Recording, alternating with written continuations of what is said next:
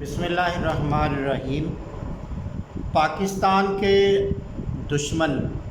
ہمیشہ پاکستان کو نقصان دینے کے لیے تیار رہتے ہیں اور کوئی موقع بھی ہاتھ سے جانے نہیں دیتے، اور ہمیشہ سے پورے عالم اسلام کو جس چیز نے سب سے زیادہ نقصان دیا ہے وہ فرقہ واریت اور گروہیت ہے، اور غیر مسلم اور اسلام دشمن اور پاکستان دشمن قوتیں اور طاقتیں انٹرنیشنل سطح پر اس چیز کو اچھی طرح جانتی ہیں اور سمجھتی ہیں کہ اگر مسلمانوں کو تباہ و برباد کرنا ہے، پاکستان کو جو کہ پوری امت مسلمہ کی واحد اٹامک پاور ہے، اس کو اگر نقصان پہنچانا ہے، ڈیسٹیبل کرنا ہے اور ختم کرنا ہے تو صرف ایک ہی طریقہ ہے کہ پاکستان کے اندر فرقہ وارانہ فسادات کو ہوا دی جائے اور لوگوں کو آپس میں لڑایا جائے، لڑائی جھگڑا کروا کے، فسادات کروا کے پاکستان کے امن و امان کو برباد کیا جائے، اور اس کے نتیجے میں پاکستان کی معیشت تباہ ہو، پاکستان کا امن تباہ ہو، اور انٹرنیشنل کمیونٹی کو یہ موقع مل سکے کہ پاکستان ایک اچھا ملک نہیں ہے، وہ پاکستان کو بدنام کر سکیں، جس کے نتیجے میں پاکستان کی امپورٹ ایکسپورٹ پر برے اثرات ہوں اور پاکستان کی معیشت ختم ہو جائے۔ میں پاکستان کے اندر پچھلے کچھ دنوں سے، پچھلے کچھ مہینوں سے آپ کہہ لیں، پچھلے کچھ مہینوں سے فرقہ وارانہ فسادات برپا کرنے کی کوشش کی جا رہی ہے اور ایک فرقہ وارانہ فضا قائم کرنے کی کوشش کی جا رہی ہے، اور اس سب کے پیچھے اہل بیت مصطفیٰ کریم صلی اللہ علیہ وسلم کی محبت کے دعوے دار ہیں،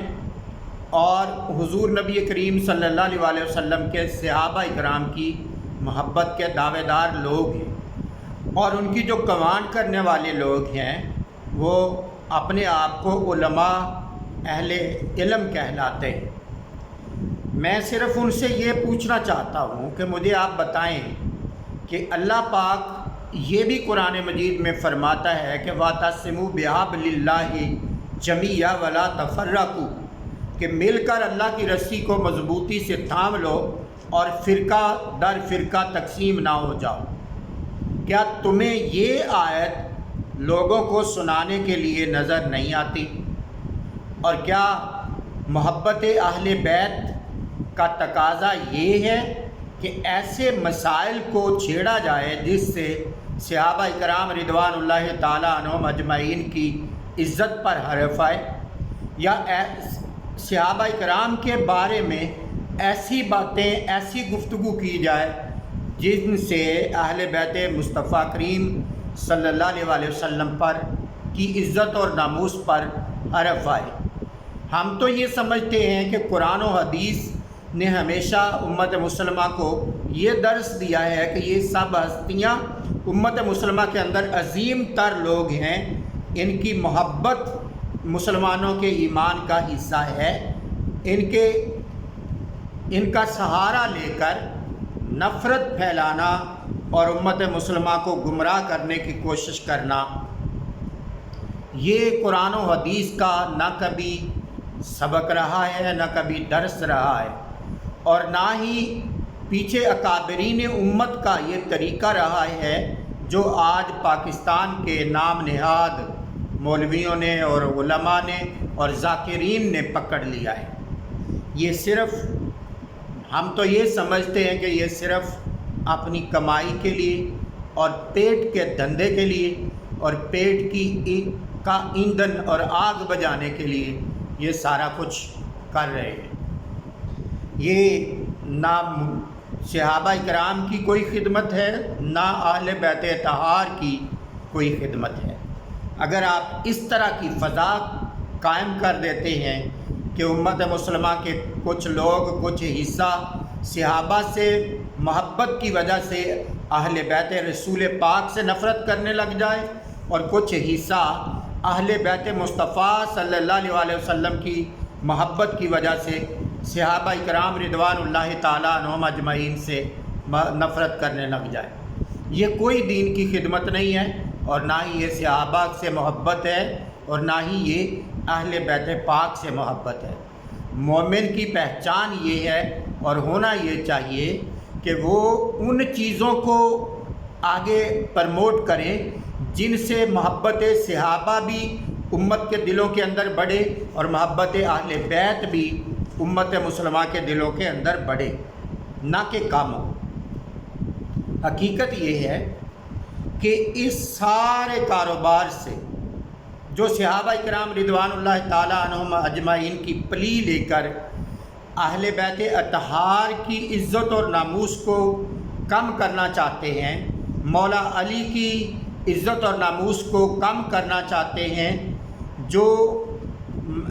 سیدنا امام حسین علیہ السلام اور واقعہ کربلا کی اہمیت کو کم کرنا چاہتے ہیں، مجھے صرف یہ بتائیں کہ اگر جو آپ چاہتے ہیں وہ ہو گیا تو پھر آپ کو کیا ملے گا؟ سوال تو پیدا یہ ہوتا ہے کہ کیا آپ کو اس کا کچھ ریوارڈ ملے گا دنیا میں یا آخرت میں؟ کوئی آپ کو اس کا اجر ملے گا، کوئی اس کا ثواب ملے گا؟ اور اگر آپ اہل بیت اطہار کی محبت کی وجہ سے صحابہ کرام رضوان اللہ تعالیٰ عنہم اجمعین کے لیے دنیا کے اندر لوگوں کے اندر نفرت پیدا کرتے ہیں، تو پھر آپ کو کیا اجر ملے گا؟ کیا اس سے، آپ کے اس عمل سے کیا مسلمانوں کا کوئی فائدہ ہوگا؟ کیا پاکستان کا کوئی فائدہ ہوگا؟ کیا کوئی فقہ کا مسئلہ حل ہو جائے گا؟ کیا کوئی پاکستان کی امپورٹ ایکسپورٹ میں فرق پڑ جائے گا؟ کیا کوئی پاکستان کے لوگ باعزت بن جائیں گے؟ کیا دنیا پاکستان کے لوگوں کی عزت زیادہ کرنے لگ جائے گی؟ کیا مسجدوں میں اس کام سے جو تم لوگوں نے پکڑ رکھا ہے نمازی زیادہ ہو جائیں گے؟ کیا رمضان کے مہینے میں لوگ روزے زیادہ رکھنے لگ جائیں گے؟ کیا اللہ اللہ کرنے والے زیادہ ہو جائیں گے؟ اور اگر تم صرف حضرت امیر معاویہ رضی اللہ تعالیٰ عنہ کی سیاست زندہ باد صرف اس لیے کہہ رہے ہو کہ شیعہ سیاست علی کو زندہ باد کہتے ہیں، تو پھر تو ہمیں اس چیز کے لیے کو لے کر آپ سیاست معاویہ رضی اللہ تعالیٰ عنہ کو زندہ باد کہہ کر مولا علی کی خلافت حقہ کو اور خلافت راشدہ کو کہ مخالفت آپ کر رہے ہیں، تو اس کا مطلب کیا ہے؟ اس کا مطلب یہ ہے کہ اگر ایسا کرنے سے کوئی بہتری آتی ہے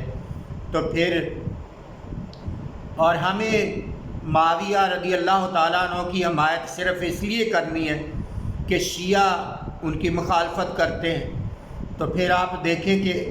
اللہ رب العزت کو یہودی بھی مانتے ہیں، تو ہمیں رب کی عبادت بھی چھوڑ دینا چاہیے، کیونکہ یہودی اس کو مانتے ہیں اور عیسائی اس کو مانتے ہیں۔ رسول پاک صلی اللہ علیہ حضرت عیسیٰ علیہ السلام کو ماننا چھوڑ دینا چاہیے، کیونکہ عیسائی ان کو مانتے ہیں۔ حضرت موسیٰ علیہ السلام کی نبوت اور رسالت کا انکار کر دینا چاہیے، کیونکہ ان کو یہودی اور عیسائی مانتے ہیں۔ خدا کا خوف کرو، کس طرف تم چل پڑے ہو اور کس طرف امت مسلمہ کو لے جانا چاہتے ہو۔ کون سی ایسی خدمت ہے؟ نام نہاد علماء اور ذاکرین مجھے صرف یہ بتائیں کہ کون سی ایسی خدمت ہے جو تم یہ سارا دھندا چلا کر امت مسلمہ کی خدمت کرنا چاہتے ہو۔ خدا کے لیے پاکستان اور عالم اسلام کو دنیا کے اندر بدنام کرنا چھوڑو۔ محبت اہل بیت اور محبت صحابہ کا درس دینے سے امت متحد ہوگی، آپ کی عزت بڑھے گی، آپ کا معاشرے میں احترام بڑھے گا۔ اور اگر آپ یہ سارا کچھ کرتے رہے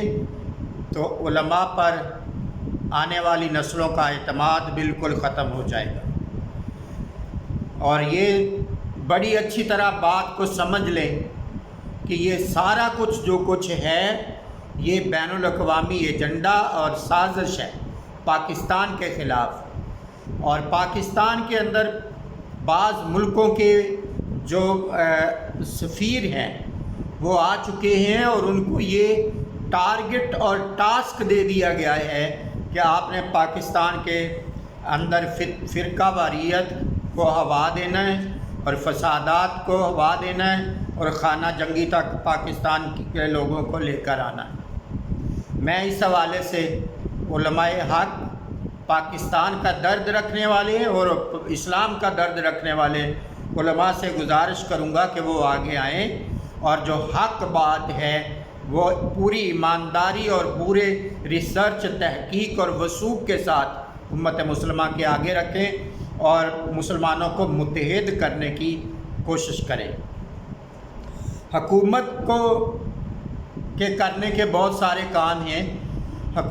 ہماری حکومتیں ہمیشہ